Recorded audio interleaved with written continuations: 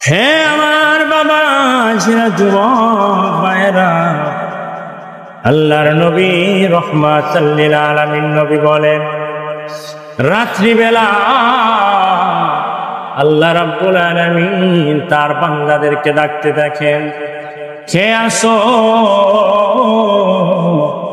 আমি আল্লাহর কাছে চাও, আমি তোমাদের আশা পূরণ করে দিব। প্রতি রাতে আল্লাহ রাব্বুল আলামিন আমাদেরকে ডাকেন, কে আসো, যা কিছু চাইবে আমি তোমাদের চাওয়া পূরণ করব। কিন্তু ওই সময়টাই আমরা ঘুমাই যাই। আল্লাহ রাব্বুল আলামিন বলেন, রাতের শেষ দিকে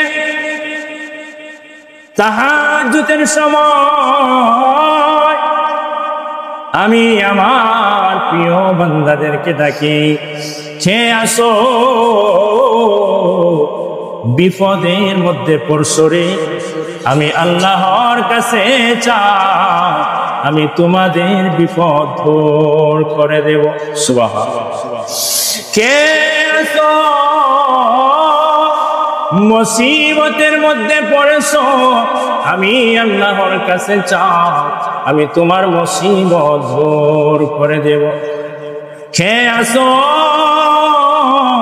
অসুস্থ, আমি আল্লাহর কাছে চাও রে, আমি তোমাকে সুস্থতা দান করে দেব। কে আসো, গুনাহ করতে করতে পাহাড় পরিমাণ গুনাহ করে ফেলেছো, ওই সময় ওই বান্দা যদি আল্লাহকে সাড়া দিতে পারে, তার জীবনের গুনাহগুলো মাফ করিয়া আল্লাহ রাব্বুল আলামিন তাকে জান্নাতি মেহমান হিসেবে কবুল করে নেন। সেই জন্য আমরা যেন ওই সময় আল্লাহর কাছে চাইতে পারি। যদি আপনি আল্লাহর ডাকে সাড়া দিয়ে ওই সময় চাইতে পারেন, তাহলে আপনার চাওয়া কবুল হয়ে যাবে। সেই তৌফিক যেন আল্লাহ রাব্বুল আলামিন আপনাকে, আমাকে, সবাইকে দান করেন। সকলেই বলি আল্লাহুম্মা আমিন।